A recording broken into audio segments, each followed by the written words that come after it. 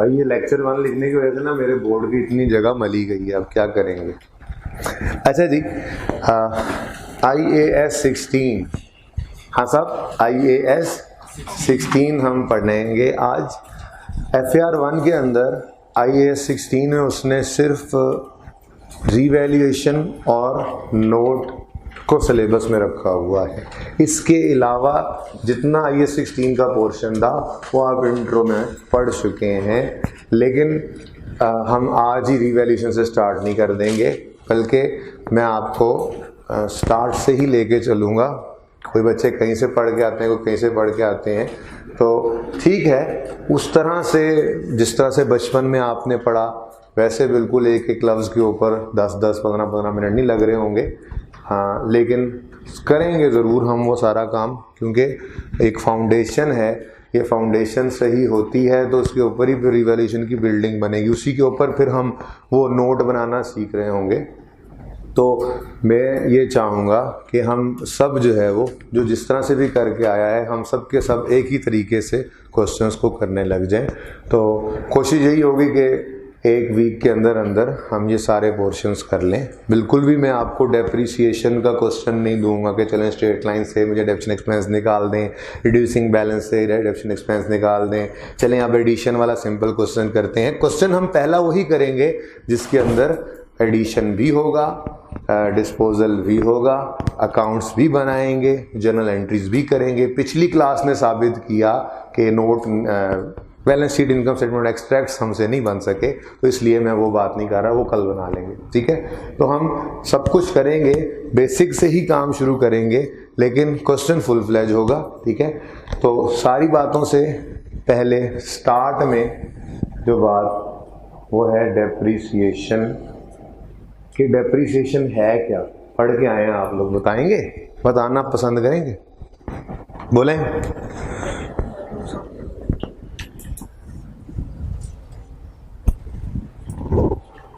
डर गए ना। अच्छा भाई एक बात सुन लें, गलत जवाब देने पे बिल्कुल पनिश नहीं करता होता मैं। पूछ लें किसी और बच्चे से जिन्होंने पहले पढ़ा हो, आप गलत जवाब देंगे तो मैं सही कर दूंगा अगर वो गलत होगा तो, ठीक है। इसलिए आप लोगों ने आंसर करना है और बोलते रहना है। फैजान आप इस क्लास में भी आ गए हो, चले, ठीक है। आंसर देते रहना है आपने, इससे नहीं डरना है कि आंसर गलत हो जाएगा। कॉन्फिडेंट रहें, कोई मसला नहीं है, गलत करते करते करते करते इंशाल्लाह फिर सही होने लग जाएगा आपका आंसर, ओके। तो मैंने आपसे पूछा डेप्रिसिएशन क्या है, आपने बताना ही गवारा नहीं किया।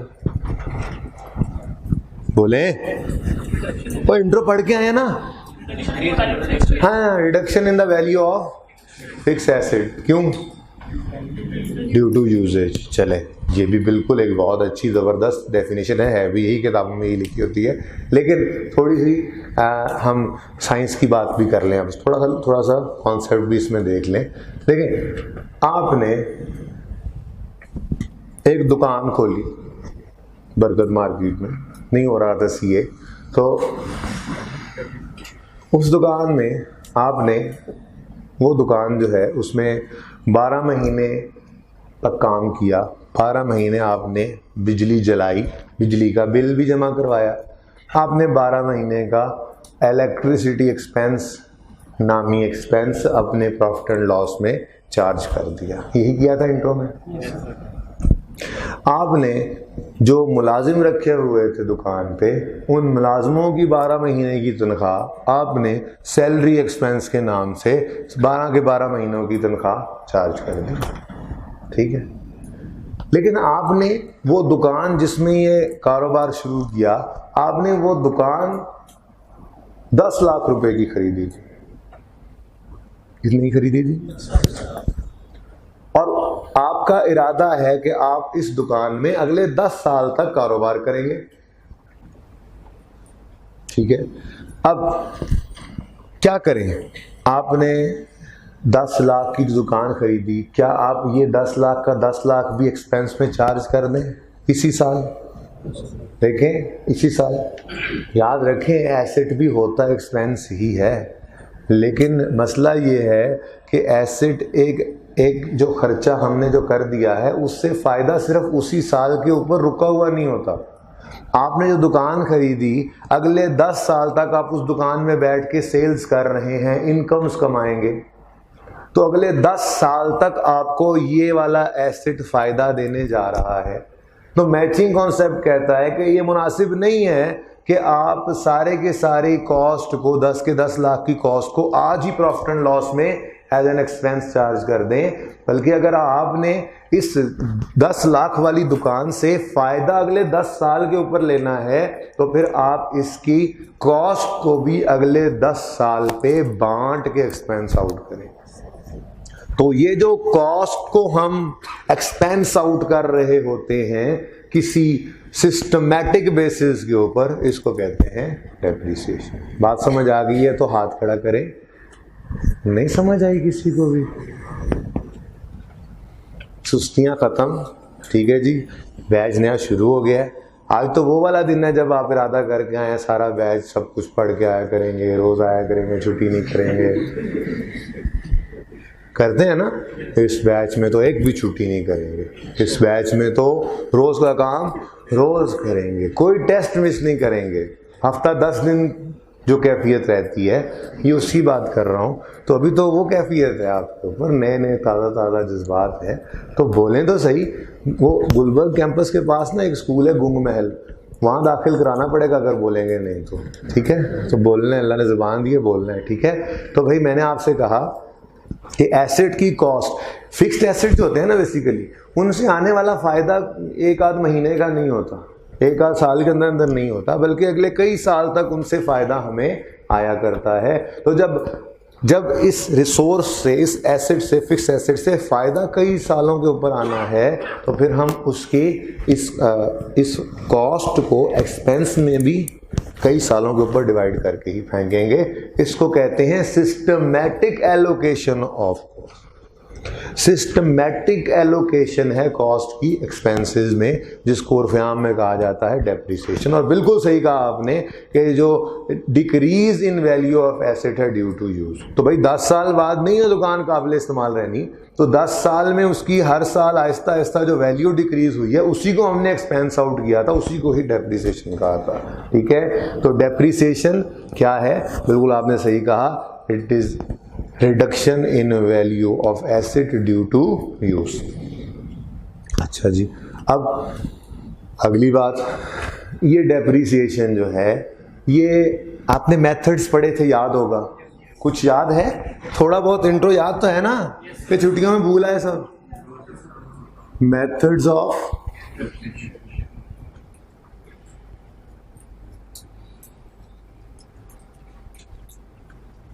डेप्रिसिएशन। अच्छा, मेथड्स का अब क्या करें, ये तो बड़ा ही मुश्किल फैसला होता है। रात को जो है वो किसी जो है वो दुआएं करके सोएंगे, नफलें पढ़ के सोएंगे, रात को फिर बाबा जी आपके ख्वाब में बताएंगे बेटा स्ट्रेट लाइन मेथड यूज़ करना, बहुत बरकत होगी, हैं, या रिड्यूसिंग बैलेंस करना, ऐसे होगा? ऐसे नहीं है, ऐसे कुछ भी नहीं है। स्टैंडर्ड की गाइडेंस है इसके ऊपर, डेप्रिसिएशन मेथड की सिलेक्शन के ऊपर स्टैंडर्ड की गाइडेंस है। आपको शायद ये गाइडेंस अप्लाई ना करनी पड़े FAR2 लेवल तक भी जाके, शायद आप खुद कभी अकाउंट्स मैनेजर, फाइनेंस मैनेजर लगे हों और आपकी ऑर्गेनाइजेशन में कोई नया एसेट आए तो आपको उस वक्त लगाना पड़े इस कॉन्सेप्ट को, लेकिन पता होना चाहिए आपको, उससे ज़रा बातें क्लियर हो जाती हैं, बात मुश्किल नहीं है। स्टैंडर्ड की गाइडेंस ये है कि आपके एसेट से जो फ़ायदों का पैटर्न है, आपकी डेप्रिसिएशन का पैटर्न भी वही होना चाहिए। क्या बोला मैंने? Pattern of benefit, pattern of benefit, फायदा। भाई फिक्स एसेट फायदा ही देता है ना, ठीक है। तो फिक्स एसेट से जो फायदा आना है उसका पैटर्न क्या है? आपके डेप्रिसिएशन के मेथड का पैटर्न भी, यानी आपका डेप्रिसिएशन मेथड भी वो होना चाहिए जो ऐसा डेप्रिसिएशन एक्सपेंस दे कि उसका पैटर्न, डेप्रिसिएशन एक्सपेंस का पैटर्न और बेनिफिट्स का पैटर्न सेम हो। मिसाल के तौर पे, जो दुकान अभी आपने खरीदी थी, आपने बरकत मार्केट में, तो ये दुकान अगले 10 साल तक आपको बराबर फायदा देने के लिए तैयार है। आप बराबर फायदा लें या ना लें, उसका कसूर नहीं है। दुकान एक ऐसा फिक्स एसेट है जिसकी नेचर ऐसी है कि अगले 10 साल तक वो आपको हर साल बराबर फायदा देने के लिए तैयार है। ठीक है, उसकी स्पेस उतनी रहनी है, आप उस स्पेस को जितना फुली यूटिलाइज कर सकें करें। ठीक है जी। राइज की ये बिल्डिंग है, इस बिल्डिंग में आप कमरे ना बढ़ाने लग जाना, जो है इतने ही है, ये ना कहना एक कमरा और डाल दें, मैं उसकी बात नहीं कर रहा। मैं करंट सिचुएशन में ये बिल्डिंग है, अज्यूमिंग अगले 10 साल ये बिल्डिंग इतनी ही रहे, तो क्या अगले 10 साल तक ये बिल्डिंग भी बराबर फायदा देने के लिए तैयार खड़ी है? आप बराबर फायदा लें या ना लें, ये तो आपके ऊपर है। तो राइज वालों के पास ये क्लासेस, ये स्पेस, ये मैक्सिमम मौजूद है। हर साल इसके अंदर यहाँ पे बच्चे आके बैठ सकते हैं, बराबर बच्चे ही बैठेंगे, सीट थोड़ी हर गुजरते साल के साथ ये यहाँ से टूट गई फिर यहाँ से टूट, ऐसे थोड़ी होगा, टूटेगी तो जोड़ देंगे ना। हर साल ये बिल्डिंग बराबर फायदा देने के लिए तैयार है। ठीक है, हर साल ये बिल्डिंग बराबर फायदा देने के लिए तैयार है। तो बिल्डिंग्स नॉर्मली एक ऐसा एसेट है, एक ऐसा फिक्स्ड एसेट है जिनसे आने वाला बेनिफिट जो है उसका पैटर्न क्या होता है? बोलो और गूंगो बोलो, सेम होता है। फिक्स बिल्डिंग एक ऐसा फिक्स एसेट है जिससे आने वाले बेनिफिट का पैटर्न सेम होता है। तो डेप्रिसिएशन मेथड भी ऐसा सेलेक्ट करना चाहिए ना जिससे डेप्रिसिएशन एक्सपेंस भी हर साल सेम आए। तो वो कौन सा मेथड था? सीधी लकीर मेथड, यानी स्ट्रेट लाइन मेथड।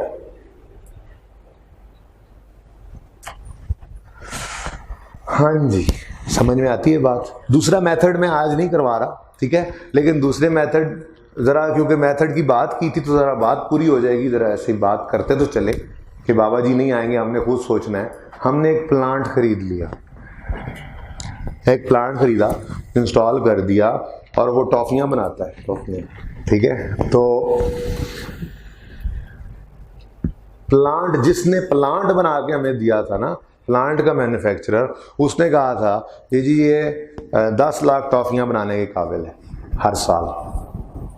अब पहले साल उस प्लांट ने 10 लाख टॉफियां बनाई, अगले साल में थोड़ा सा पुराना हो गया प्लांट, मशीनरी है ना, थोड़ी एफिशिएंसी, प्रोडक्टिविटी कम हुई, तीसरे साल में और कम, चौथे साल में, मशीनरी है नॉर्मली हर साल डिटीरियरेट होती जाती है। तो प्लांट एक ऐसा फिक्स एसेट साबित हो रहा है जिससे आने वाला फायदा हर साल कम होता जा रहा है। तो अगर इससे आने वाला फायदा हर साल कम होता जा रहा है तो डेप्रिसिएशन मेथड ऐसा तो नहीं होना चाहिए जिसमें हर साल डेप्रिसिएशन बराबर हो, बल्कि हमें तो ऐसा डेप्रिसिएशन मेथड चाहिए, पैटर्न ऑफ बेनिफिट रिड्यूसिंग है ना, डिक्रीजिंग है, तो हमें डेप्रिसिएशन मेथड भी ऐसा चाहिए जिससे हर साल डेप्रिसिएशन एक्सपेंस कमी की तरफ जाए। तो इसके लिए आपने कौन सा मेथड पढ़ा था? Reducing balance method, diminishing balance method, WDV method, जो नाम भी आप ले लें, वो मेथड हमने पढ़ा था, लेकिन उसको मैं अभी यहाँ पे डिस्कस नहीं कर रहा। ठीक है, इतनी सी बात। ओके, तो इसका मतलब स्ट्रेट लाइन मेथड, बस ये डिस्कशन ओवर। ठीक है, ये काफ़ी थी। पैटर्न ऑफ बेनिफिट और डेप्रिसिएशन मेथड ये मैच करने चाहिए, लेकिन नॉर्मली आपको ये अप्लाई करने की ज़रूरत नहीं पड़ती है। आपको डेप्रिसिएशन मेथड गिवन होता है कि जी ये मेथड आपने यूज़ करना है, आपने वो अप्लाई ही करना होता है। ओके, अभी तक FAR 2 लेवल पे भी मैंने नहीं देखा कि उसने ये अप्लाई करवाया हो, अप्लाई नहीं करवाता वो, बस आप गिवन होता है। ठीक है, समझ आ गई ये बात? डेप्रिसिएशन मेथड कैसे सिलेक्ट किया करते हैं। चलें, अब स्ट्रेट लाइन मेथड जो आपने इंट्रो में पढ़ा, इस बात से परेशानी है, मैं बार बार कहूँगा ना, जो आपने इंट्रो में पढ़ा, उसका मतलब ये नहीं होगा कि मैं वो वाली बात बताऊँगा नहीं, बताऊँगा ज़रूर, लेकिन आपको सिर्फ थोड़ा सा याद दिला रहा होता हूँ कि भाई होश करो, पढ़ के आयो और ये हाल है। Anyways, straight line method formula क्या है? डेप्रिसिएशन एक्सपेंस का फॉर्मूला कुछ याद है किसी को? बता दें। Cost minus residual value over useful life. अच्छा, कॉस्ट क्या होती है? कॉस्ट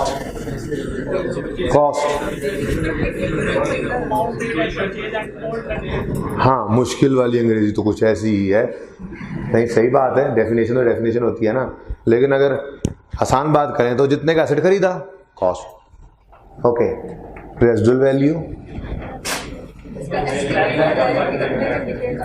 हाँ, वैल्यू एट द, किसने बोला वैल्यू एट द एंड? हाँ, वो वाली वैल्यू जो एंड पे है या होगी। तो फिर आपकी बात सबसे अच्छी बात हुई ना कि जो अंदाजा है लाइफ के स्टार्ट में, क्या बोल रहे थे आप जी? एस्टीमेट कब लगाया जाता है? एसेट की लाइफ के स्टार्ट में खड़े होके हम अंदाजा लगाते हैं कि ये एसेट अपनी यूजफुल लाइफ के एंड पे कितने का बिकेगा। रेजिडुअल वैल्यू, यूजफुल लाइफ क्या है? यही कि हमने इस एसेट को कितने अरसे तक इस्तेमाल करना है। हमने इस एसेट को कितने अरसे तक इस्तेमाल, चले इस फॉर्मूला का थोड़ा सा पोस्टमार्टम करते हैं। मुझे बताएं पहले तो, डेप्रिसिएशन एग्जैक्ट फिगर है या एस्टीमेट है? जाने दो यार, एग्जैक्ट फिगर ऐसे मिसाल के तौर पे मेरा एसेट 1 लाख रुपए, इंसान बन के बैठना है कि जितनी प्यार मोहब्बत है मेरी तरफ से ही होगी, मजाक भी मेरी तरफ से ही होगा। बाकी इस तरह के बंदों को मैं 1 आध दिन 2 दिन में बताया नहीं यार, आप लोग समझ जाएंगे इंशाल्लाह। ओके भाई, ये जो मजाक है, आप लोगों को क्लास को लाइटर मोड पे लेके चलना है, ये मेरी तरफ से रहे तो बेटर है, ठीक है? आपकी तरफ से आएगा तो ये स्टेज ड्रामा ज़्यादा क्लास कम हो जाएगी। मैं बिल्कुल भी नहीं बनाया करता अपनी क्लास को स्टेज ड्रामा, और मैं बिल्कुल माजरत कर लेता हूँ, क्लास से बाहर निकाल देता हूँ, फीस रिफंड करवा दिया करता हूँ, ठीक है? तो इंसान बन के बैठना है, हंसाऊँगा भी सही, खिलाऊँगा भी सही, पर ये काम मुझ पे छोड़ देना है, ठीक है? आप लोगों की तरफ से ऐसा कोई भी कंट्रीब्यूशन मुझे नहीं चाहिए, ओके? ठीक है, सही है? yes, समझ आई है बात? yes, कितने बच्चों को समझ आ गई ये बात? हाथ खड़ा करें। जिनको नहीं समझ आई वो खुद खड़े हो जाएंगे। ब्लैक शर्ट को खड़ा करना, हाथ खड़ा किया हुआ था, ऐसे हाथ खड़ा नहीं किया हुआ था, तुम्हें समझ नहीं आई बात? जी, पुराने स्टूडेंट ऐसे ही करते हैं। ओके, चलें जी, वापस आए पढ़ाई की तरफ। 1 लाख रुपए का एसेट खरीदा था, अज्यूमिंग रेजिडुअल वैल्यू फिलहाल 0 ही है, यूजफुल लाइफ 5 साल। आंसर बताएं। एग्जैक्ट 20,000 है, आप कह रहे हैं एस्टीमेट होता है। बोले किसने बोला था एस्टीमेट है? किसने बोला था एस्टीमेट है? आपने बोला था एग्जैक्ट है। यस, डेप्रिसिएशन एग्जैक्ट नहीं होता, एग्जैक्ट नहीं है, एस्टिमेटेड ही है। उसकी वजह क्या है? चलें अब ये बता दें। चले वजह भी तो बताओ ना, ऐसे ही क्या मैंने कह दिया तो आपने मान लिया, ऐसे नहीं चलेगा ना काम। डेप्रिसिएशन क्यों एस्टिमेटेड?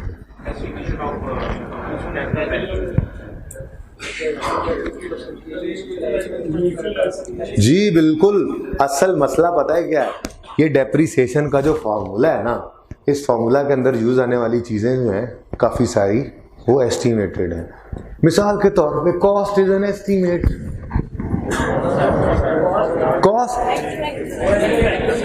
एस्टिमेट क्या?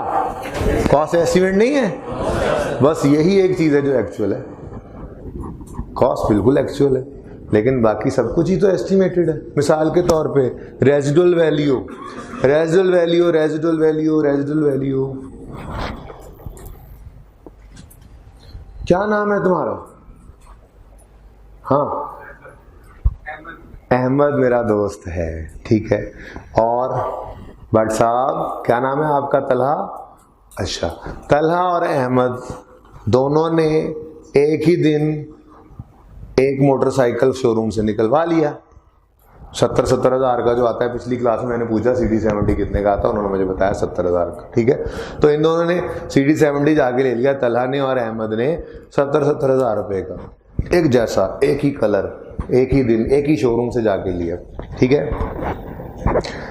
नंबर भी बस एक का फ़र्क था, जब नंबर लगे ना इकट्ठे जाके फाइल जमा करवाई इन्होंने। तो अब इन्होंने अंदाज़ा लगाना शुरू किया, इन्होंने बैठ के अंदाज़ा लगाया कि हम 5 साल इन मोटरसाइकिल्स को यूज़ करेंगे, इन बाइक्स को, और 5 साल बाद हम इनको क्या करेंगे, बेच देंगे। भाई मैं बैठ रहा हूँ, बेच देंगे, ठीक है जी। और 5वें साल के एंड पे हमें 45,000 मिल जाएगा इनको, ठीक है, ठीक है जी। ये क्या है इनका एस्टीमेट, क्या है, किस चीज़ का एस्टीमेट है, रेजिडुअल वैल्यू का। अब एस्टीमेट कैसे है, प्रूफ करते हैं। तलहा है सुबह सुबह उठ के वो कपड़ा उठा के जाता है, जाके बाइक पे पोंछा लगाता है, बेहतरीन करके चमकाता है उस बाइक को, ठीक है। और हर महीने में जाके मैकेनिक के पास वो बाइक भी ले जाता है और ले जाकर उस बाइक को ट्यूनिंग करवाता है, ऑयल चेंज करवाता है, और ऐसे नई नकोर बाइक रही। जबकि अहमद जो है वो, उसने तो आज जब से लिया है कभी सर्विस नहीं करवाई, और जब मोटरसाइकिल रुकने लग जाता है, रुक रुक के चलता है, तो मैकेनिक के पास जाता है, और बुरी हालत की हुई है इसने मोटरसाइकिल की। अब ये तकरीबन 2 साल का अरसा गुजर गया, दूसरे साल के एंड पे खड़े हैं। अब तलहा अपने बाइक को देखता है और देख के खुश होता है और कहता है, 3 साल बाद तुमसे मुझे 45,000 मिलेंगे, गुड। ऐसे हाथ ही फेरता उसके ऊपर। अहमद बाइक को देखता है तो देख के कहता है,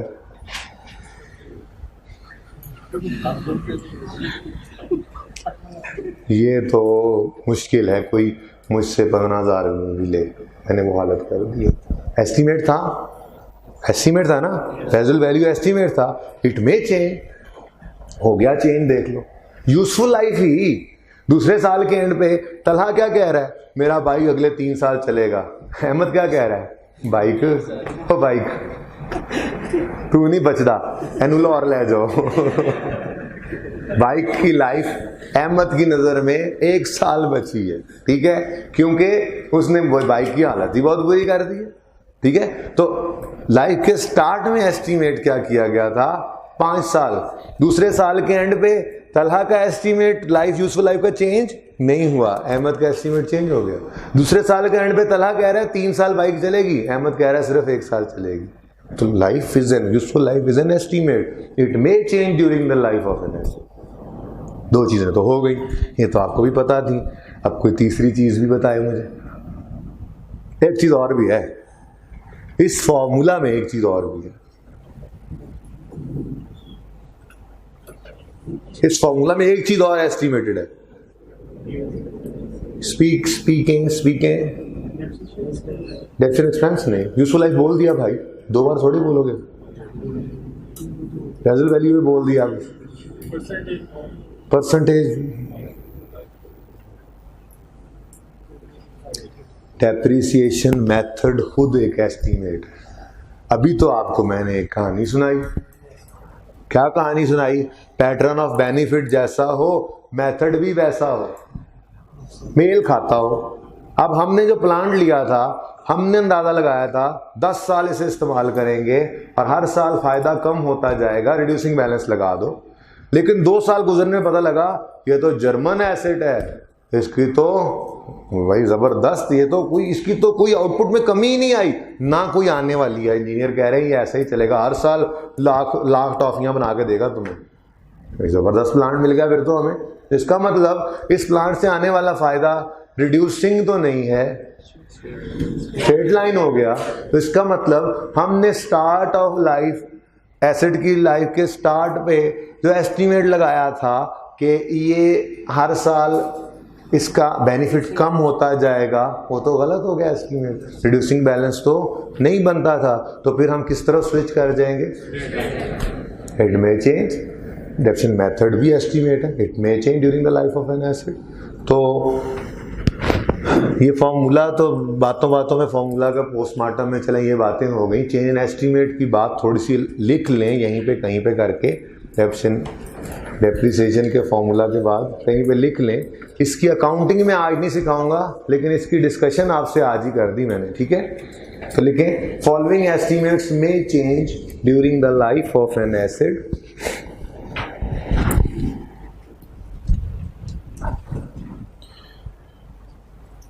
following estimates may change, following समझते हैं ना, during the life of an acid.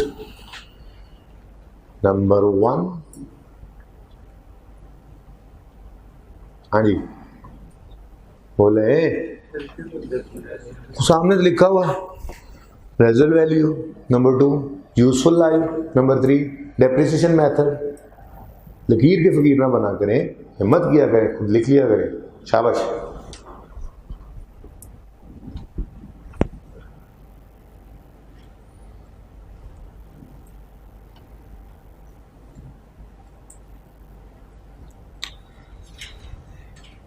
जी ये तीनों चीजें एस्टीमेट्स हैं, मानते हैं.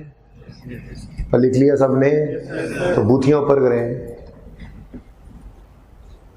ये तीनों एस्टीमेट्स हैं, मानते हैं, चेंज भी हो सकते हैं, मानते हैं. बस इतना याद रखना है कि एस्टीमेट्स हैं और चेंज हो सकते हैं. जब चेंज हो जाए तो उसकी अकाउंटिंग क्या करनी है, ये 2-4 दिन में देखते हैं. किसी वक्त में इसकी डिस्कशन करेंगे. चेंज इन एस्टीमेट जो आपने किया होगा इंशाल्लाह रिवाइज करेंगे इसको भी. ठीक है, तो अभी इसकी डिस्कशन यहीं पे ही ख़त्म करते हैं. तो बस फार्मूला पे बात करते करते ये बात हो गई तो इससे फ़ायदा हो गया. अब जिस दिन चेंज इन एस्टीमेट करेंगे उस दिन सिर्फ क्वेश्चन लिख के उसकी अकाउंटिंग सीख लेंगे. ये इतनी लंबी डिस्कशन हमें नहीं करनी पड़ेगी. चलें जी वापस आते हैं डेप्रीसिएशन के ऊपर. तो डेप्रीसिएशन एक्सपेंस का फॉर्मूला क्या है स्ट्रेट लाइन मेथड में? Cost minus residual value over useful life. ठीक है जी. अच्छा जी, एक चीज और जो यहाँ पे कर लेनी चाहिए जिसकी बात,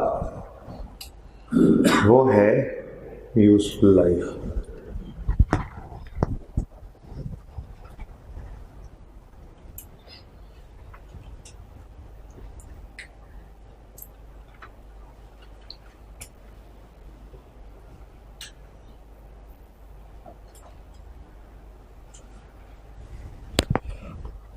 यूजफुल लाइफ और इकोनॉमिक लाइफ, क्या फ़र्क है जी इनमें?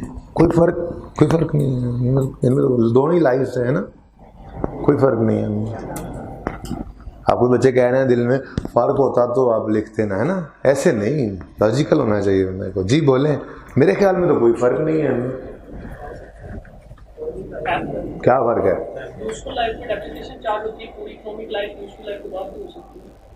हाँ ठीक है. और यूजफुल लाइफ होती क्या है ये बताया आप. देखें ये बड़ी सादा सी मिसाल से समझते हैं. सादा सी मिसाल ये है कि चलो शुक्र है पहली क्लास आपसे पहले हो जाती है, मिसालें तो बना सोच लेते. हाँ, आप जिस कंपनी में सीए करने के बाद जिस कंपनी के गोडे में गिट्टे में बैठेंगे, चले गए आप किसी ऐसी कंपनी में फॉर एग्जांपल जिनकी पॉलिसी ये है कि वो अपने मैनेजेरियल लेवल के सब बंदों को हर 5 साल बाद एक नई गाड़ी दे देते हैं. जब नई गाड़ी देते हैं तो पुरानी जो है वो आपसे वापस लेके बेच देते हैं. कंपनी की गाड़ी होती है ना, आपको तो सिर्फ वो कंपनी मेंटेन्ड कार मिली होती है, आप सिर्फ उसको यूज़ कर रहे हैं. तो 5वें साल के एंड पे वो आपसे पुरानी गाड़ी वापस लेते हैं, उसको बाजार में बेच देते होंगे, आपको नई गाड़ी दे देते हैं. ठीक है, सही है भाई. जाग रहे हो कोने वाले? अच्छा. अब क्या 5वें साल के एंड पे वो गाड़ी एक चीख मार के मर जाती है? 78 करोला 72 करोला भी सड़क पे कभी कभी नजर आ जाती है. और ये 82, 88, 88 मॉडल, 82 मॉडल, ये तो बेतहाशा अभी तक सड़क पे फिर रहे हैं. चलो 82 मॉडल को जरा अंदाजा लगाओ जरा, उससे कितने साल हो गए? अब कितने साल हो गए लगा लो. 37 साल से गाड़ी सड़क पे चले जा रही है. ठीक है, तो जो गाड़ी आपकी कंपनी ने आपको दी थी वो भी कोई ऐसे नहीं है कि वो 5वें साल के एंड पे वफात पा जाती है. दरअसल कंपनी की नीयत ये है कि उन्होंने इस फिक्स एसेट को 5 साल तक इस्तेमाल करना है. बिजनेस की जो इंटेंशन होती है ठीक है। बिजनेस की इंटेंशन जो होती है कि हमने कितने साल इस फिक्स एसेट को यूज करना है, उर्दू में जिसको ये इंटेंशन समझ आ रहा है, 2-3 दिन जरा माफी दे दे, जरा हाथ सीधा हो जाएगा इंशाल्लाह। छुट्टियों के बाद आया हूँ ना मैं भी। इंटेंशन, नियत, वो जिसमें आपकी नियत में जो फतूर होता है पढ़ाई के मामले में, ये वही नियत है। नियत, इंटेंशन। बिजनेस की इंटेंशन है एसेट को हम इतने साल इस्तेमाल करेंगे, ये इसकी यूजफुल लाइफ है। जैसे कार की एग्जांपल दी 5 साल। लेकिन टोयोटा वाले क्या कहते हैं? टोयोटा वाले कहते हैं जी हमने ये एसेट ऐसा बनाया है कि आप मर जाएंगे ये पड़ा होगा, ठीक है। आपके पोतों के पास भी ये होगा, कहेंगे दादाजी की गाड़ी है ये, ठीक है। तो economic life, total life same भी हो सकती है, ये नहीं है कि ये सेम नहीं होती, ठीक है। लेकिन अगर डिफरेंट हो तो डेप्रिसिएशन के लिए कौन सी लाइफ रेलेवेंट होगी, ये बता दिया एक भाई ने, आप भी बता दें। टोटल लाइफ ना, हमें टोटल लाइफ से क्या लेना, ठीक है। यूजफुल लाइफ रेलेवेंट है डेप्रिसिएशन के लिए। अभी तक शायद बहुत अरसा पहले किसी पास पेपर के अंदर 1-2 नंबर के 3 नंबर के पार्ट के अंदर इन्होंने आईगेफ ने पूछा हो तो पूछा आई थिंक, उसके अलावा मैंने नहीं देखा कभी ये अलग दिया, ठीक है। नॉर्मली यूजफुल लाइफ देता है या सिर्फ लाइफ दे देते हैं, तो लाइफ कौन सी रिज्यूम करते हैं, यूजफुल ही है। हाँ, अगर कभी ये दोनों अलग दे दे और दोनों में डिफरेंस भी हो तो फिर आप कौन सी लाइफ यूज करेंगे? अकाउंटेंट्स कौन सी लाइफ यूज करते हैं डेप्शन के लिए? ठीक है जी। चलिए एक और बात हो गई। अच्छा, ये डेप्रिसिएशन का फॉर्मूला इस तरह से भी लिखा जाता है और एक और तरीका भी था, वो क्या? Cost minus residual value into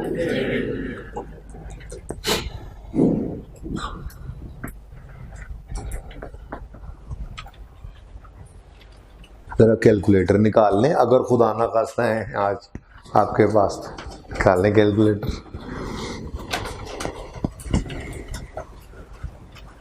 calculator नहीं लाया तो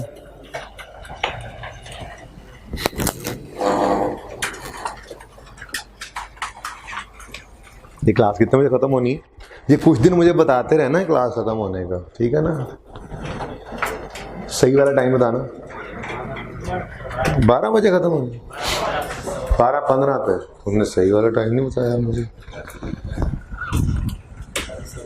तुम्हें खुद ही पता था।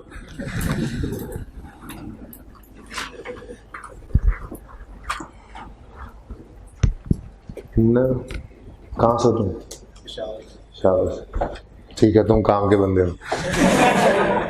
तुमने कल एक तलवार लेके आनी है, वो हमने यहाँ पे लटकानी है, ठीक है।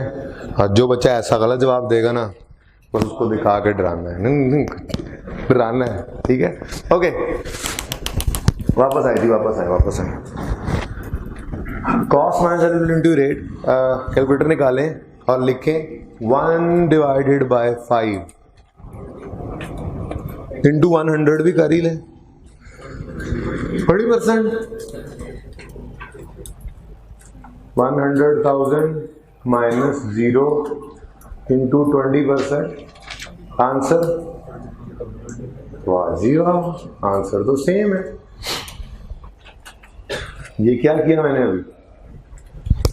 ये कैलकुलेटर पे क्या किया हमने? नहीं, वो तो पता है वो क्या किया, ठीक है, 1/, यूजफुल लाइफ किया, लेकिन वो क्या था?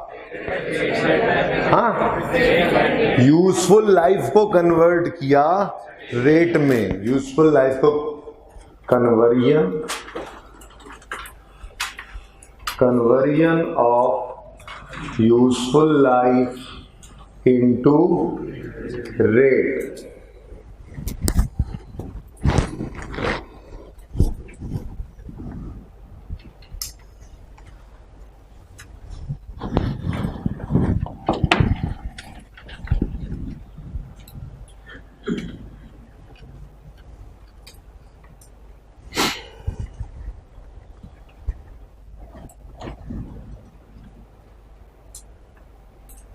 यूजफुल लाइफ हमारे पास थी कितने ईयर्स? 5 years, हमने एक फॉर्मूला यूज किया 1/, यूजफुल लाइफ इंटू 100, बोले जी 1/5 इंटू 100, तो हमारे पास आ गया रेट ऑफ डेप्रिसिएशन कितना, 20%। फॉर एग्जाम्पल लें 10 साल कर लें, आंसर बताएं जल्दी से। 10% आजमा के देख लें, 1 लाख के ऊपर ही डिवाइडेड बाय 10 करें तो 10,000 इंटू 10% करें तो भी 10,000, और कर लें 50 साल कर लें जी 2%, ठीक है। 25 साल कर लें, आप ये 25 डायरेक्टली आपने 10 से 50 से चलाने लगा दी 4%, सही है, बोले। अच्छा, अगर कभी मैं रेट से यूजफुल लाइफ निकालना चाहूँ, कहीं ज़रूरत पड़ ही सकती है आगे सवालों में जाके, ठीक है। ये को आपकी सहूलत के लिए नहीं किया मैंने कि यूजफुल लाइफ दी हो तो रेट में लाजमी कर लें, तो ठीक है, ये भी एक सहूलत है। हम ज़्यादा कंफर्टेबल इस तरह से होते हैं तो कन्वर्ट कर भी लें तो फ़र्क कोई नहीं पड़ता, ऐसे ही कर लिया करते हैं। लेकिन कहीं जाके लाइफ की ज़रूरत होती है सवाल को हल करने के लिए और वो लाइफ गिवन नहीं होती, तो फिर इस फॉर्मूला को यूज़ करके हम लाइफ से रेट निकाल सकते हैं। रेट से लाइफ निकाल सकते हैं, ये तो बहुत ज़्यादा मसला है। चलो लाइफ से रेट तो मैंने सिखा दिया था, रेट से लाइफ कैसे निकलेगी? आपको कह रहा हूँ ज़रूरत पड़ेगी, पड़ सकती है रेट से लाइफ निकालने की, और सिखाया आपको क्या, लाइफ से रेट निकालना। गोली करा दी ना? नहीं, दोनों तरह से हो सकता है। यूजफुल लाइफ को रेट में कन्वर्ट कर सकते हैं और बस ऐसे ही लिख लेते हैं, रेट को भी यूजफुल लाइफ में कन्वर्ट किया जा सकता है। फॉर्मूला क्या होगा इधर देखें, 1/रेट, 1/रेट फ्रैक्शंस में लिखेंगे और 100 से मल्टीप्लाई नहीं करना क्योंकि हमें तो ईयर्स में यूजफुल लाइफ चाहिए। तो 1/, फ्रैक्शन के अंदर 20% यूजफुल लाइफ बता दें फिर, तो जहाँ से चले थे वहीं पे आप 5 ईयर। अगला भी चेक करें जरा, 1/10, 10%.1 10 ईयर, बाकी चेक कर लें, ऐसा ही होगा।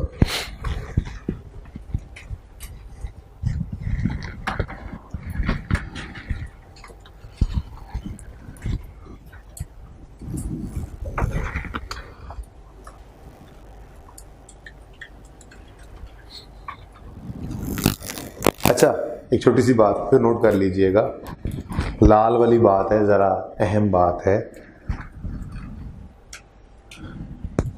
ये वाली फनकारी सिर्फ कहाँ लगा करेगी, स्ट्रेट लाइन में। रिड्यूसिंग बैलेंस में ये सहूलत नहीं होगी कि रेट गिवन है तो उससे लाइफ निकाल लोगे, लाइफ गिवन है तो रेट निकाल लोगे। याद हो अगर, रिड्यूसिंग बैलेंस में रेट कैलकुलेट करने का एक फॉर्मूला हुआ करता था, 1 - nth√s/c, याद आया? तो वहाँ पे वो फॉर्मूला लगा करता है, वहाँ ये सहूलत नहीं होगी। ये सहूलत तो स्ट्रेट लाइन में है, हर साल जो बराबर डेप्रिसिएशन आनी है, ठीक है। तो इसलिए उसी लाइफ को यूज़ करके रेट निकाल लेते हैं या रेट को यूज़ करके लाइफ की तरफ चले जाया करते हैं। ओके, ये काम सिर्फ कहाँ पे करोगे, स्ट्रेट लाइन में। तो याद रहेगा। कितने बच्चों को याद आ गई ये बात इंट्रो वाली? हाथ खड़ा करें। चलो, जिनको नहीं याद आई उनके लिए ये करवा दिए, कोई बात नहीं। अब सबको याद आ गई ना, ठीक है, नोट कर लें जी।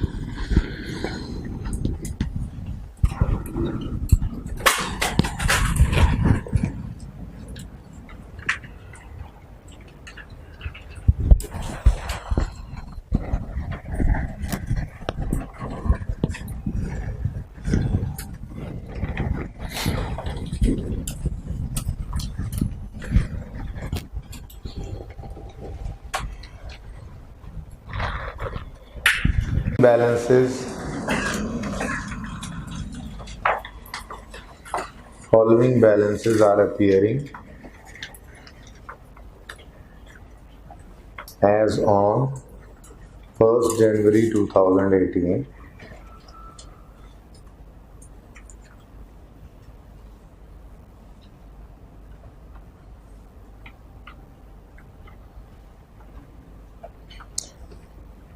ओपनिंग बैलेंसेस आ गए। मैं भी बिल्कुल ऐसा नहीं कर रहा आपके साथ कि पहले मैं आपको डेप्रीसिएशन की इस तरह के सवाल लिखवा के ये फॉर्मूला लगवा के हर साल डेप्शन निकलवाऊँ, फिर उसके बाद मैं बगैर ओपनिंग के एक बार सिर्फ एडिशन वाला सवाल करवाऊँ, फिर ओपनिंग ला के एडिशन का सवाल करवाऊँ, फिर उसके बाद डिस्पोजल का सवाल करवाऊँ, तो तीसरे दिन जाके डिस्पोजल पे पहुँचे।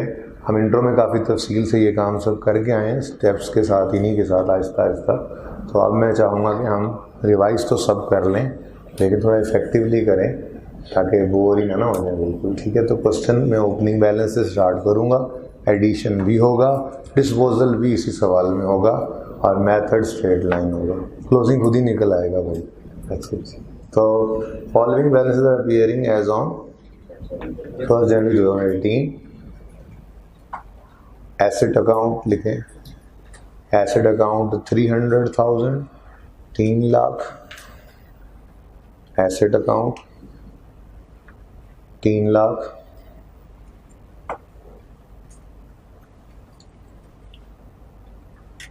भाई सवाल का डाटा लिखना है, डायरेक्ट सवाल नहीं करना, सवाल का डाटा लिखना है। ठीक है, asset account 3 lakh, accumulated depreciation account 1,20,000, 120,000।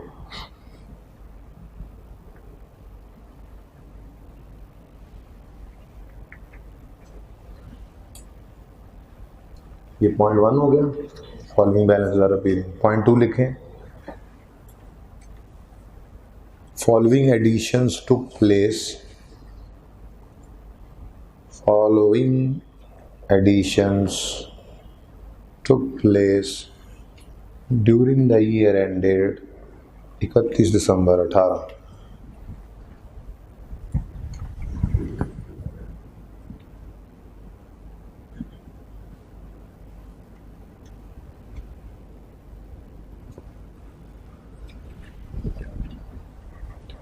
उसके नीचे इस तरह से 2 हेडिंग्स बना लें, 2 कॉलम्स इस तरह से बन जाते हैं, ताकि 2 एडिशंस लिखवाऊंगा। चले, उसमें तो ये होगा कि यहाँ डेट ऑफ परचेज लिख लेंगे, यहाँ कॉस्ट लिख लेंगे। तो लिखें पहला एडिशन, डेट ऑफ परचेज कर लें 1 मार्च 18, कॉस्ट 30,000, 30,000।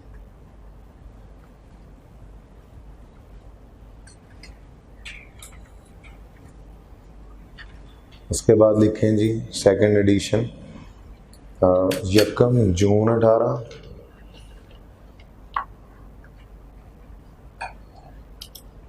कॉस्ट लिख लें 50,000।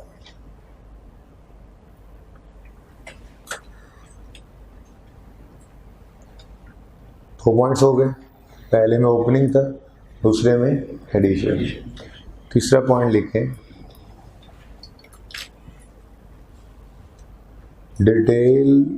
details of disposal during the year। Point 3 लिखें, details of disposal during the year.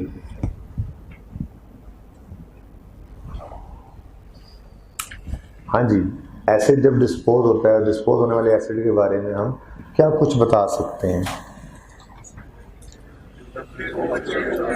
Cost कितने का खरीदा था, नहीं, डेट ऑफ परचेज कब खरीदा था, बिल्कुल वो तो कैलकुलेट करना पड़ता है हमें। ठीक है, कॉस्ट कितने का खरीदा था और डेट ऑफ परचेज कब खरीदा था।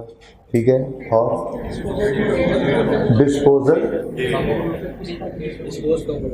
डिस्पोज कब हुआ है। ठीक है, नोई तो बाद में जाएंगे, एक्सचेंज है क्या, डिस्पोज कब हुआ है, डेट ऑफ सेल और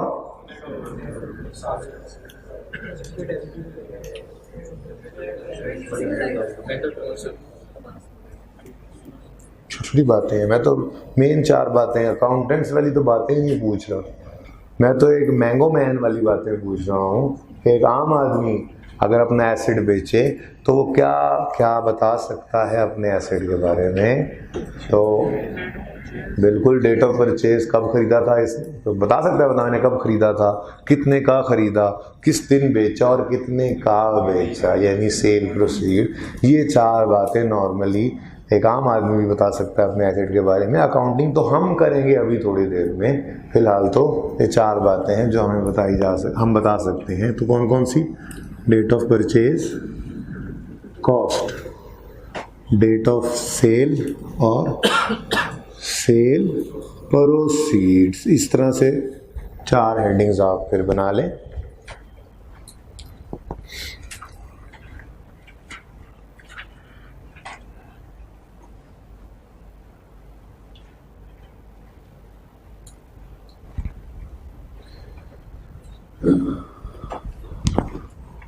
जी लिखें 1 अक्टूबर 15। डेट ऑफ परचेज क्या है? 1 October 15।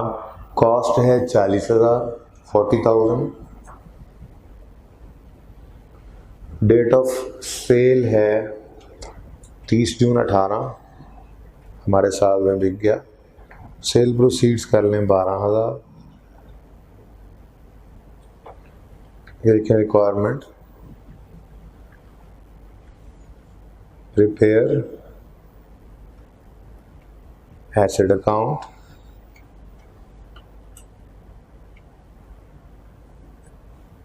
prepare asset account, accumulated depreciation account,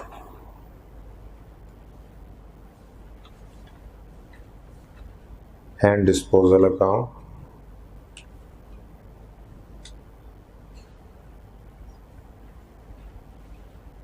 For the year ended 31 December 18, for the year ended 31 December 18, assuming method is straight line. Assuming method is straight line and rate is 10%.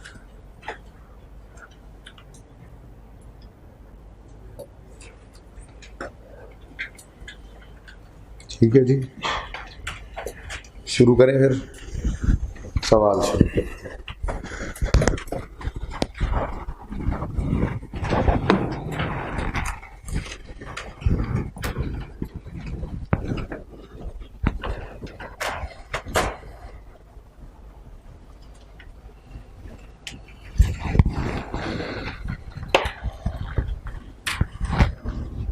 क्या पढ़ लिया जी अभी तक हमने? सबसे पहले हमने डिस्कशन की थोड़ी सी डेप्रिसिएशन पे,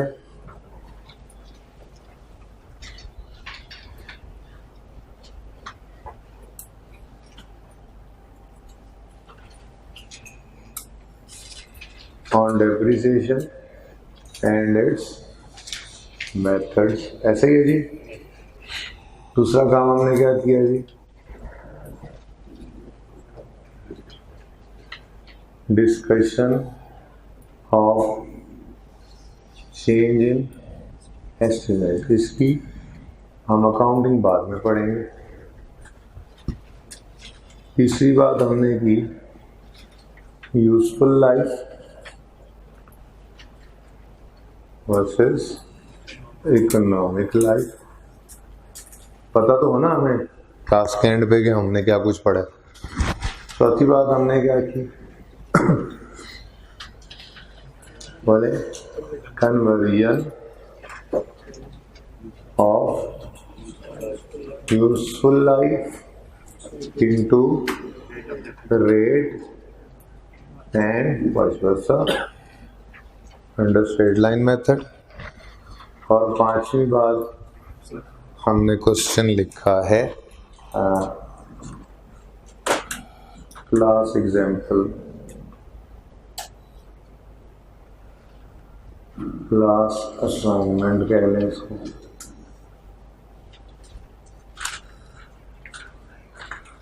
और क्लास असाइनमेंट का ये जो क्वेश्चन है ये नंबर 1 कहें या ना कहें कि ये भी होगा, ठीक है जी। तो ये क्वेश्चन हम कंप्लीट करेंगे। दिल तो मेरा था कि हम एक्सट्रैक्ट्स भी बना लेते, लेकिन एक्सट्रैक्ट्स तक नहीं पहुंच पाएंगे आज हम, ठीक है जी। चलिए स्टार्ट करते हैं।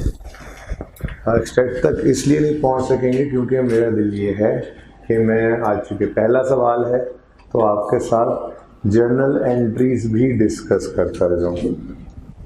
हालांकि आसान है जर्नल एंट्रीज, एसेट खरीदने की जर्नल एंट्री आपको आती ही है और डिस्पोजल की भी आपने सीखी हुई है, लेकिन बिल्कुल स्टार्ट से हम जर्नल एंट्रीज भी करके, ठीक है जी।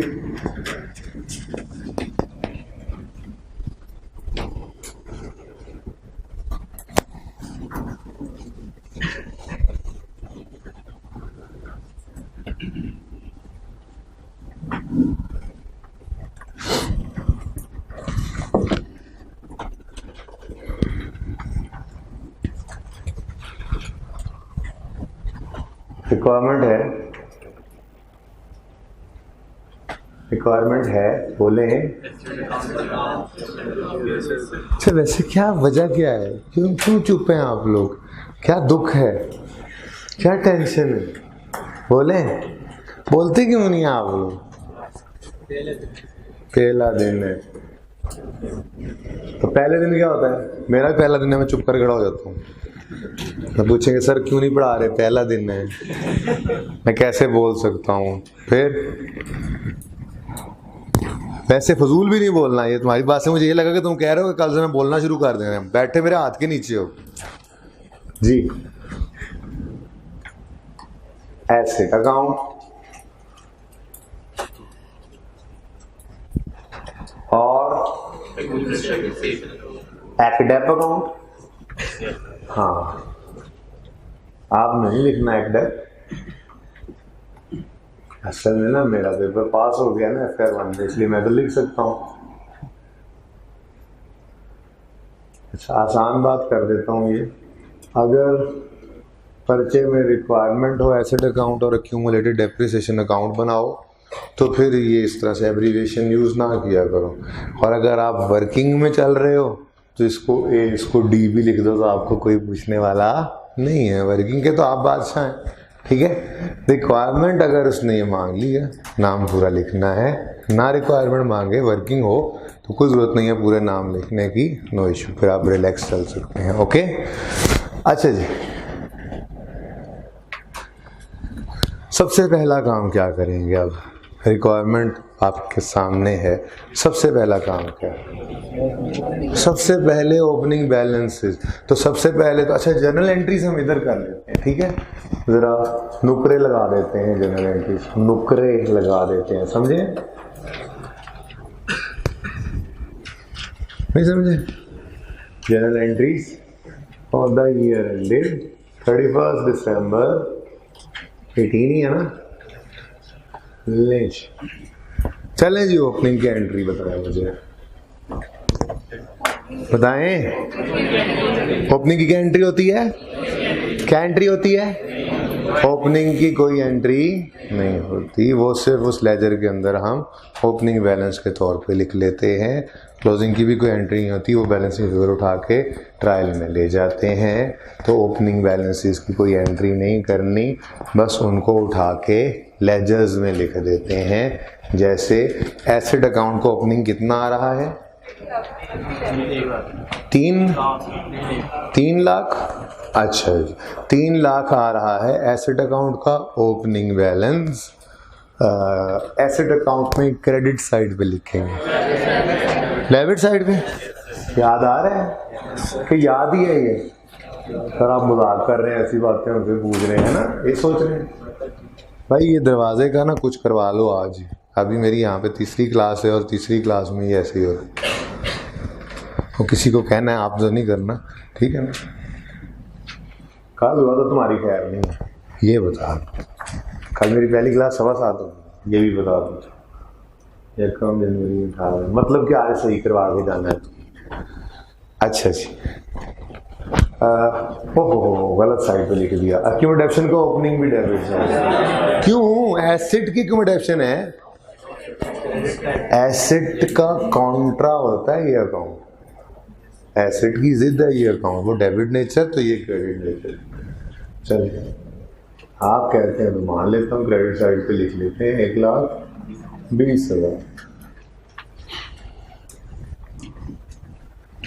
अच्छा, तो आपको शायद ये भी बता दूं, अच्छा है आपको शायद पता ना हो, ये ओपनिंग बैलेंसेस आपने सवाल से उठाए और लिख दिए, नंबर मिलने शुरू हो गए।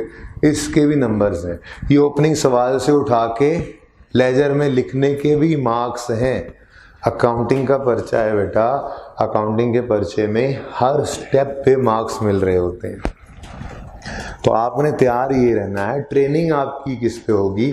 ट्रेनिंग आपकी इसी पे होगी कि पर्चा जैसा भी आए 50 नंबर किस तरह से लेने हैं। प्लीज़ इसके ऊपर फोकस करना है आपको, ये असल है। 50 से ऊपर जितने मर्जी लें, लेकिन आप मेहनत कर रहे हो जी, मैंने तो 90 नंबर ही लेने हैं, आए 50 भी ना। पहला टारगेट क्या होता है? हम इस लाइन को क्रॉस करें, 50 को क्रॉस करें। तो भाई 2-3 टेस्ट पहले तो बहुत ही मुश्किल हुआ करते हैं, और उसकी वजह यही होती है कि मैं आपको बार बार यही सिखा रहा होता हूँ कि हर एक स्टेप पे मार्क्स हैं, आपको हर एक स्टेप पे मार्क्स मिल रहे हैं। और आई कैप में गलती पे गलती के नंबर नहीं कटा करते।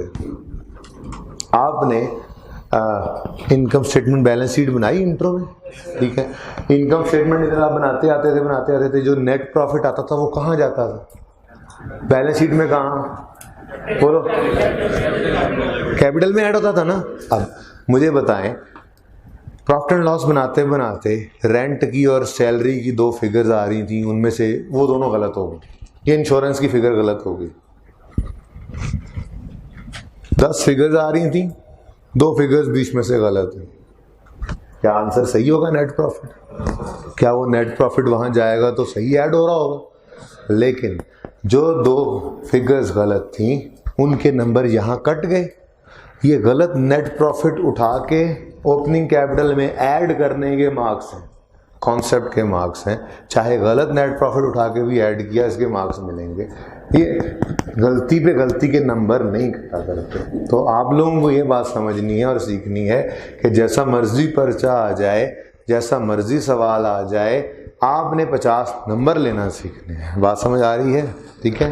तो इसलिए मैं साथ साथ आपको बता रहा हूँ, आपने सिर्फ सवाल से किया क्या? अभी ओपनिंग उठाकर लिखा है, ओपनिंग उठाकर लिखते ही आपको मार्क्स मिले। ठीक है। नेक्स्ट क्या है?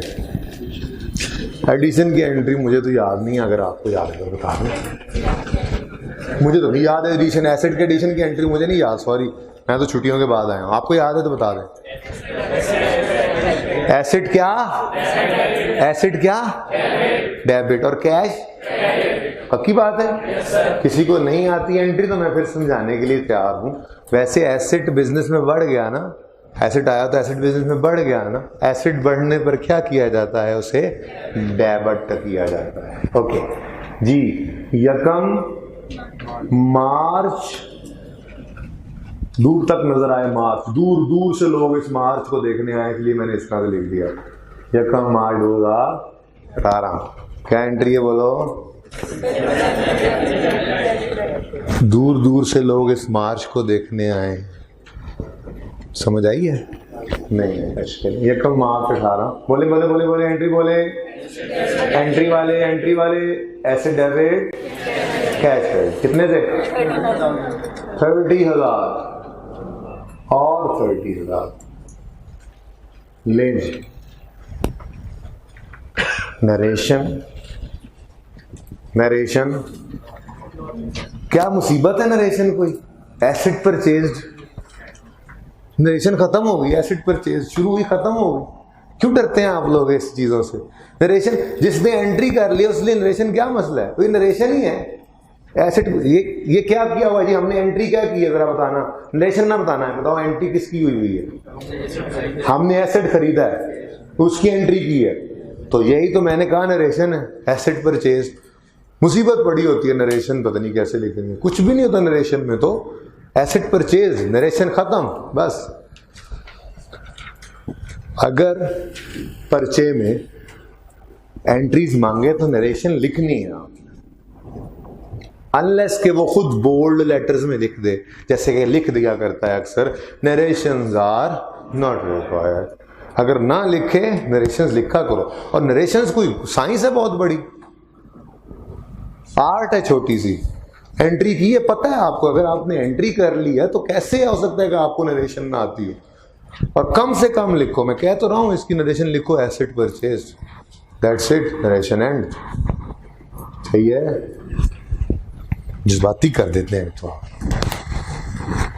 नरेशन पोस्ट भी करवाएं। एसेट अकाउंट डेबिट, कितने से डेबिट? 30,000 से। और क्रेडिट क्या हुआ है? अब कैश का अकाउंट ना बनाने बैठ जाना, रिक्वायर्ड नहीं है, बस दिमाग में एंट्री करो, कैश क्रेडिट। तो यहाँ बस लिखना होता है हमने कैश। किस दिन?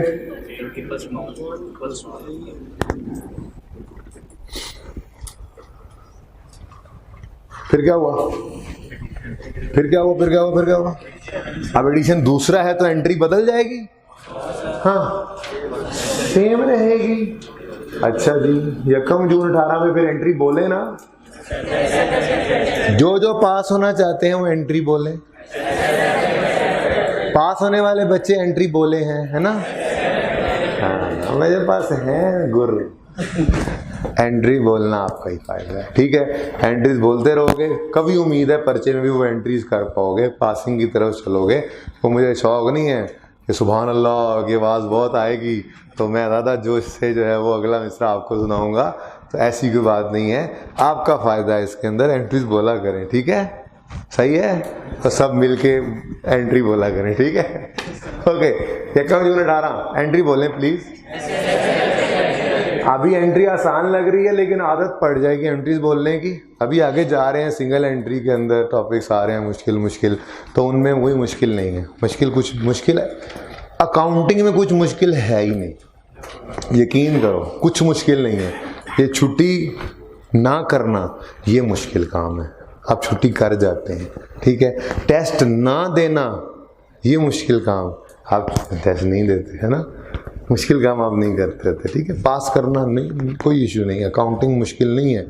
सिर्फ 3 चीज़ें इंश्योर करनी है आपने, रेगुलरली क्लास लेनी है, हफ्ते का टेस्ट देना है, नहीं मिस करना, रोज़ का काम रोज़ करना है। मेरा टारगेट होगा, मेरी कोशिश होगी कि आपको जो होमवर्क दिया करूं वो 1 घंटे के आसपास हो, 1 से सवा 1 घंटे से ऊपर ना जाए, क्योंकि आप लोगों ने 3 पर्चे रखे होते हैं, आपने BM टैक्स साथ रखा होगा, आपने वो सारे पर्चे पास करने हैं ना। CA के लिए सिर्फ अकाउंटिंग तो पास नहीं करनी, लेकिन आपका फिर काम ये है कि आप वो घंटा सवा घंटा जो होमवर्क करो वो लाजमी रोज़ करके हैं।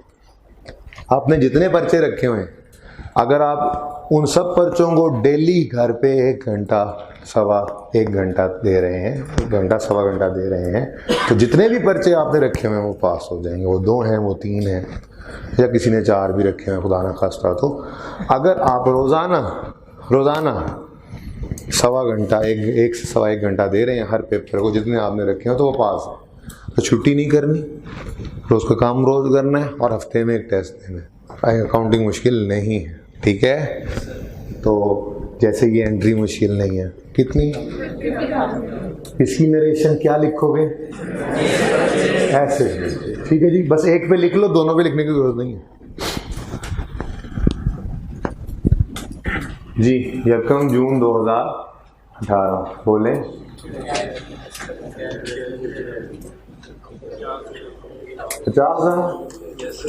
ओके, नेक्स्ट क्या है? क्या? ओ, डिस्पोजल। हेडिंग बना लें, steps for disposal. Journal entry पास करने के लिए डिस्पोजल के स्टेप्स लिखवा रहा हूं, स्टेप्स फॉर डिस्पोजल।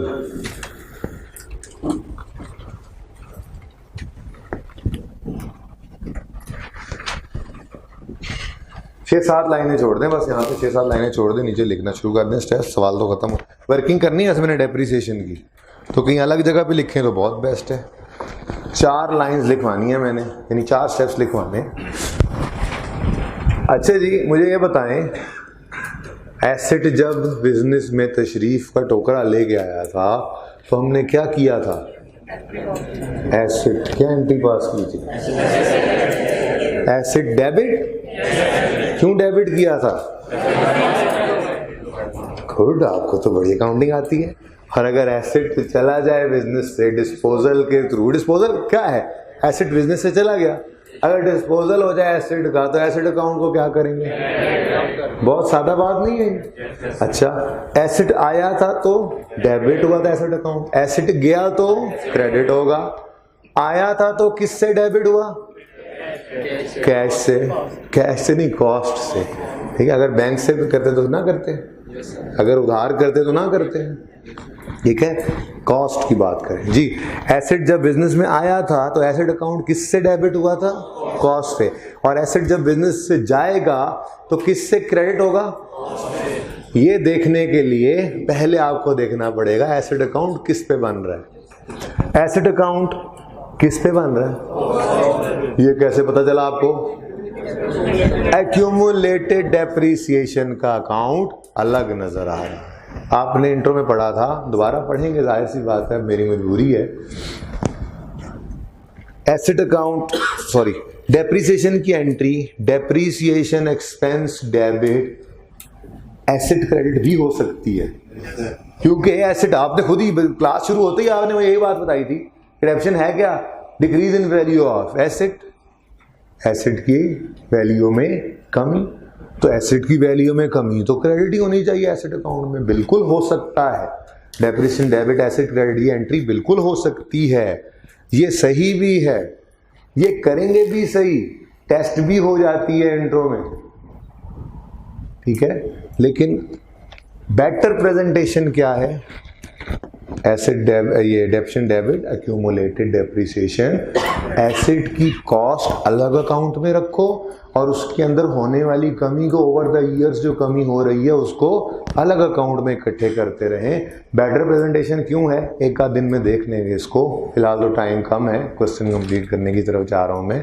तो step 1, we will credit the asset account with cost of asset disposed of. लिखें जल्दी से,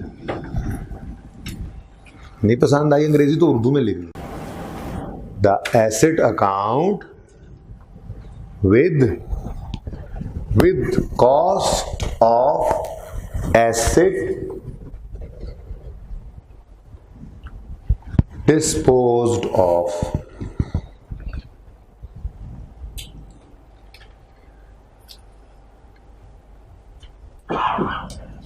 देखिए जी, स्टेप लिखते जाएंगे, साथ साथ ना उन स्टेप्स को एंट्री की फॉर्म में लिख के पोस्टिंग भी करते जाएंगे, पूरी बात ही जायज हो जाए ना तरतीब से ही। तो स्टेप 1 क्या लिखा?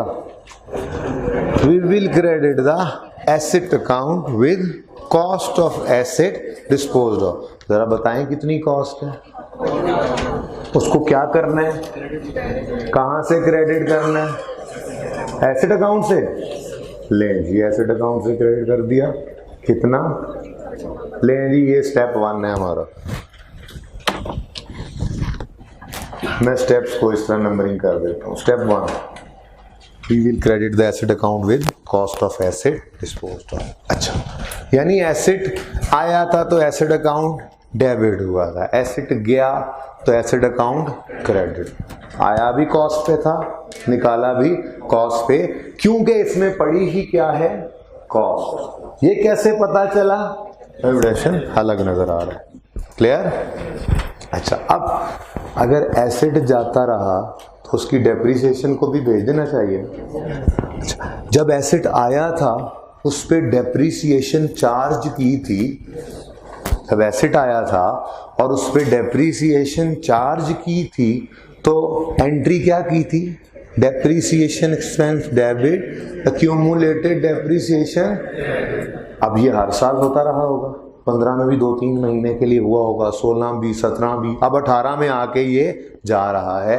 तो जब जब इस एसेट के ऊपर डेप्रिसिएशन चार्ज होती रही थी, वो एक्यूमुलेटेड डेप्रिसिएशन अकाउंट में क्या होती रही थी? Credit credit credit credit credit. इसकी नेचर क्रेडिट है ना। अब हमने इस एसेट की सारी जिंदगी की डेप्रिसिएशन यहां से निकालनी है। तो क्या करना पड़ेगा? डेबिट। क्या करना पड़ेगा?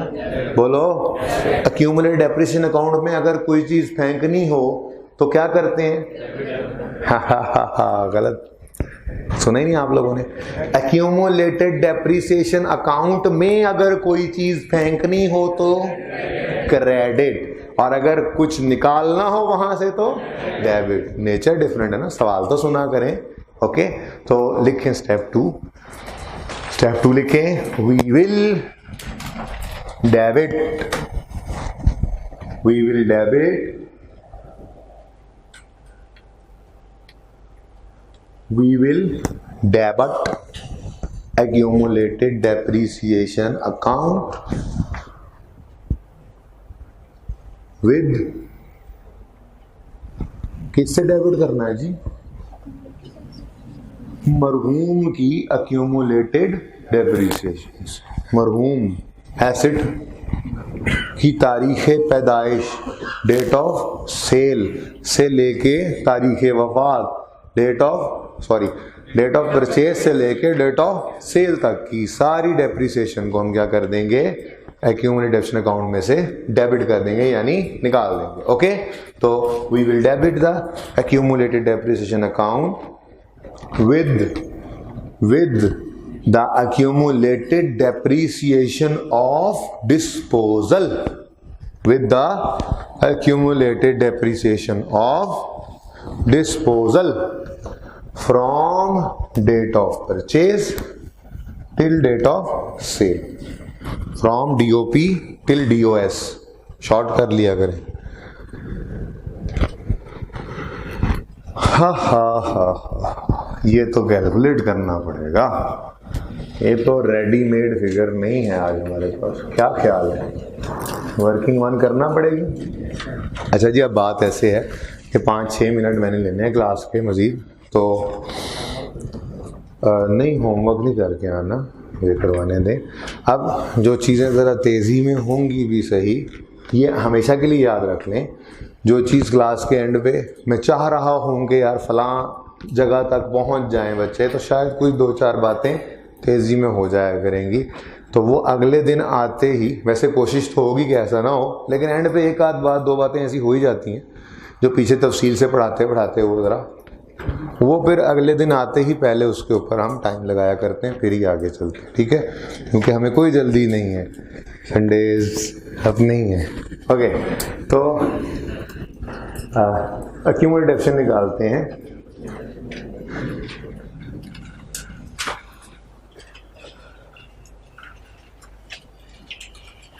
देखिए जी, मेथड कौन सा है? स्ट्रेट लाइन मेथड कौन सा है? अगर स्ट्रेट लाइन मेथड है तो इसका मतलब हर साल डेप्रिसिएशन ने बराबर होना होता है। अगर डेप्रिसिएशन हर साल बराबर ही है तो हम इस एसेट की ज़िंदगी अगर निकाल लें ना, हमारे पास ये कितने साल रहा, तो हम 1 मिनट में इसकी सारी ज़िंदगी की डेप्रिसिएशन निकाल सकते हैं। ठीक है, आप लोगों की अगली क्लास कितने बजे होती है? 12:20। चलें, ये भी 12:20 तक छोड़नी भी पड़ेगी क्लास की है, तो फिर आप गलत क्लास में बैठे हैं ना। मेरी क्लास तो 12:15 तक है। अच्छा, मुझे टाइम बता रहे हो?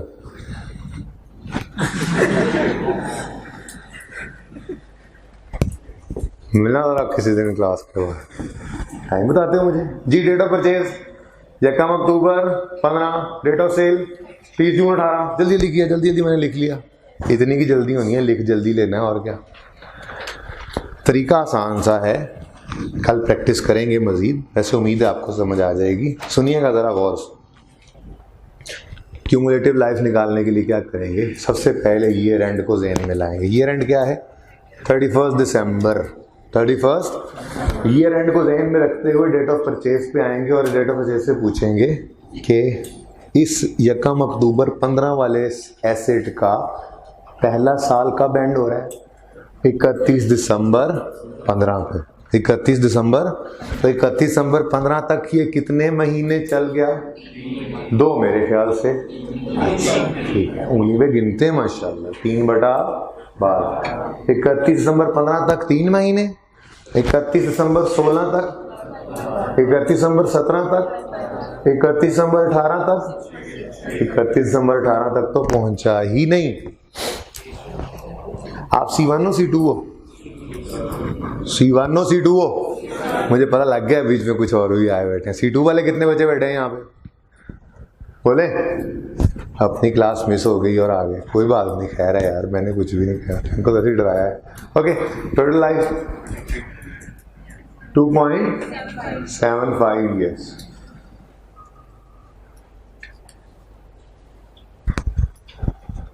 ठीक है, लेकिन हमें क्या चाहिए? ये 12-20 पे क्लास किसकी है वैसे? इजाज साहब की शुरू होनी है, और तो कोई क्लास नहीं ना? गुड, यहीं पे ही है ना क्लास? रूम 4, ठीक है, कोई बात। Okay, next accumulated depreciation. ठीक है, अगर 1 साल की डेप्रिसिएशन निकल आए, लाइफ से मल्टीप्लाई कर दें तो वो सारी जिंदगी डेप्रिसिएशन आ जाएगी। लेकिन life of 1 year into total life past, life of 1 year कैसे निकलेगी? कॉस्ट रेजुअल वैल्यू तो है नहीं, छोड़ो बस उसको दफा। रेट कॉस्ट क्यों? स्ट्रेट लाइन मेथड में जौन सा मर्जी साल हो एसिड का, रेट ने किस पे लगना है? Reducing balance. तो अभी मैंने आपको पढ़ाया ही नहीं। तो स्ट्रेट लाइन में जौन सा मर्जी साल होगा, रेट किस पे लगेगा? Cost into 2.75। आंसर बता दें, 11,000। ले जी, 11,000 इज द accumulated depreciation। तो स्टेप 2 क्या था? हाँ जी, किसकी समझ नहीं? बाकी सबको समझ आई है? फिर आपको मैं क्लास के बाद समझा दूं, बात खत्म करनी है। ठीक है, क्यूमुलेटिव लाइफ लेके बस डेप्रिसिएशन निकालिए, मैं आपको टाइम लाइन पे समझा दूंगा क्लास के बाद। ठीक है, बाकी किसी और को समझ नहीं आई तो डेट ऑफ सेल कितना है लिखे। स्टेप 3, स्टेप 3 लिखें, we will record cash. Step 3 लिखें, वी विल रिकॉर्ड कैश।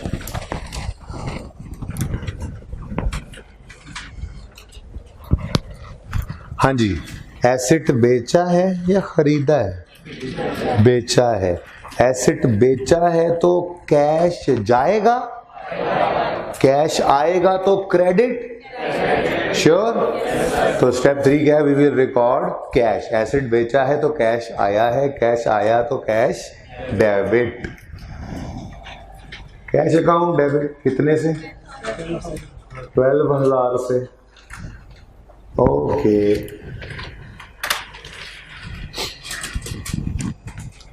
देखिए स्टेप 4 सबसे मुश्किल स्टेप है ये। मैं तो लिखवाते हुए भी बहुत टेंशन हो रही है। स्टेप 4 लिखें, balancing figure will be gain और लॉस ऑन डिस्पोजल।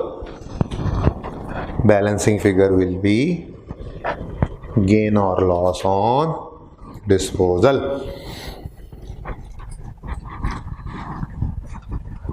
मुश्किल स्टेप था ना? देखें जी, बैलेंसिंग फिगर किस तरफ डालनी पड़ेगी एंट्री को बैलेंस करने के लिए? देखें, डेबिट साइड पे कितनी? अच्छा, अगर बैलेंसिंग फिगर डेबिट है तो प्रॉफिट एंड लॉस में डेबिट होने का मतलब एक्सपेंस या लॉस हुआ करता है। और अगर बैलेंसिंग फिगर क्रेडिट साइड पे गिरती तो credit side, profit and loss credit में हिट इनकम्स से होता है तो हम कहते हैं गेन है। तो बहरहाल अभी ये नहीं सोचना, कल फिर बात कर लेंगे। बस बैलेंसिंग फिगर कहां जाएगी? Profit and loss. तो स्टेप 2 यहां पे आपने पोस्ट ही नहीं करवाया, स्टेप 1 भी नहीं करवाया। देखें पोस्टिंग होने लगी है एंट्री की। Step 1, we will credit the asset account. देखें, with cost of asset dispose of. कितनी कॉस्ट थी? 40,000। Step 2, we will debit accumulated depreciation account with accumulated depreciation of disposal from date of purchase till date of sale. Done. Step 3 we will record cash, वो account हम बना नहीं रहे. Step 4 profit and loss will be the balancing figure. Profit and loss भी हम नहीं बना रहे वरना balancing figure आ जाती. क्लियर है? अकाउंट्स कंप्लीट, एसेट का अकाउंट कंप्लीट है. सॉरी 31 दिसंबर 18 कितना क्रेडिट हो 340,000 और एक्यूमुलेशन का अकाउंट भी कंप्लीट है. क्या अभी कंप्लीट? क्योंकि एक चीज रह गई है. एंट्री तो जरा बोल दें. Depreciation expense debit accumulated depreciation 31 दिसंबर 18 पे जो एंट्री होनी है. अच्छा नहीं, इसने बोला नो डिडक्शन की तो 31 दिसंबर 18 पे ही होनी है जी. एंट्री ये होनी रह गई है 31 दिसंबर 18 पे depreciation expense debit accumulated depreciation का अकाउंट. ये फिगर निकल आएगी क्लोजिंग बैलेंसिंग. सही है. तो working to depreciation expense for the year ended 31 December 18. 3 heads आया करते थे इसमें, याद हो अगर आपको तो. On opening, on additions, on disposal.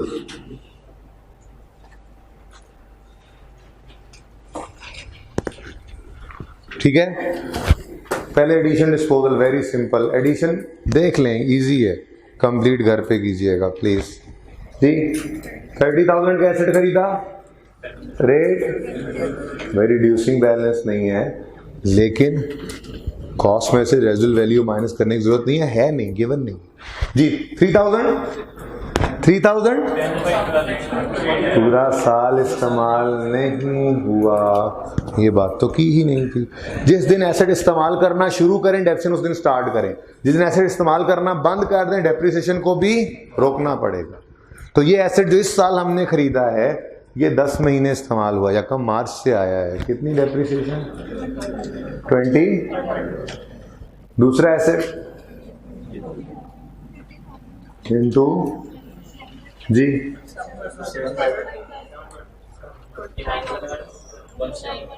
2917.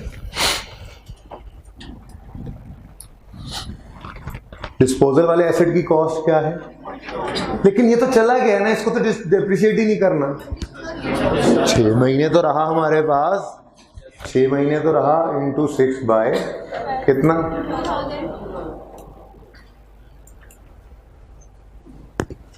सिर्फ ये चीज रह गई है, इसको मैं ज्यादा समझाऊंगा नहीं, सुन लें बस. मुझे ये बताएं, जौन सा मर्जी साल हो, अभी बात हुई, जौन सा मर्जी साल हो, एसेट की कॉस्ट पर ही रेट लगता है ना स्ट्रेट लाइन में. इसका मतलब हमें यहाँ पे क्या चाहिए? Opening cost of all assets. ठीक है, वो कितनी है? 3 लाख. लेकिन गौर करें, डिस्पोजल की डिडक्शन अलग से चार्ज किया इस साल हमने, क्योंकि ये पूरा साल इस्तेमाल नहीं हुआ.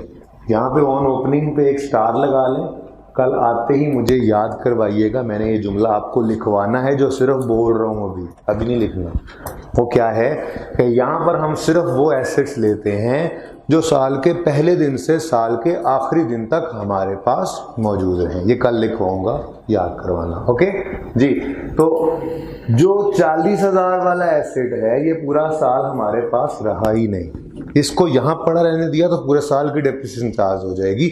निकालो इसको यहाँ से, अलग लागे 6 महीने डेप्रिशिएट. ठीक है.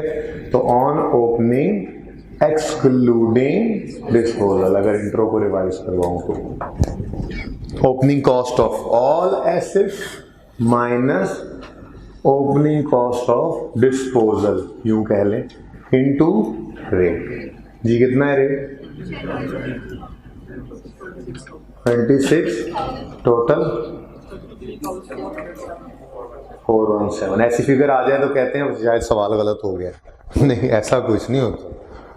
33,417 debit capital expense credit accumulated depreciation 33,417। कल इस जैसा एक और सवाल करेंगे, शायद 2 और सवाल करेंगे। जब तक मेरी तसल्ली नहीं होगी हम आगे नहीं जाएंगे। आपकी तसल्ली तो एक दिन में भी हो जाती होती है, मुझे पता है, लेकिन अपनी बात करें। हाँ जी, क्या किसको? बेटा जी क्रेडिट साइड पे एक्सपेंस लिखा है, ये बैलेंसिंग फिगर लिखी है। कहाँ से आया क्वेश्चन? अच्छा अच्छा अच्छा अच्छा, ओ अच्छा अच्छा, 1424 ये कह रहे थे आप? कहाँ गलत लिखा हो? और यार अब तो रिकॉर्डिंग भी हो जाती है, तो सबूत भी है। ठीक है जी, यही क्वेश्चन होमवर्क में तसल्ली से करें। कल इस जैसे 1-2 क्वेश्चंस और करेंगे, फिर रिड्यूसिंग बैलेंस की तरफ मूव करेंगे। ओके, अल्लाह हाफिज़।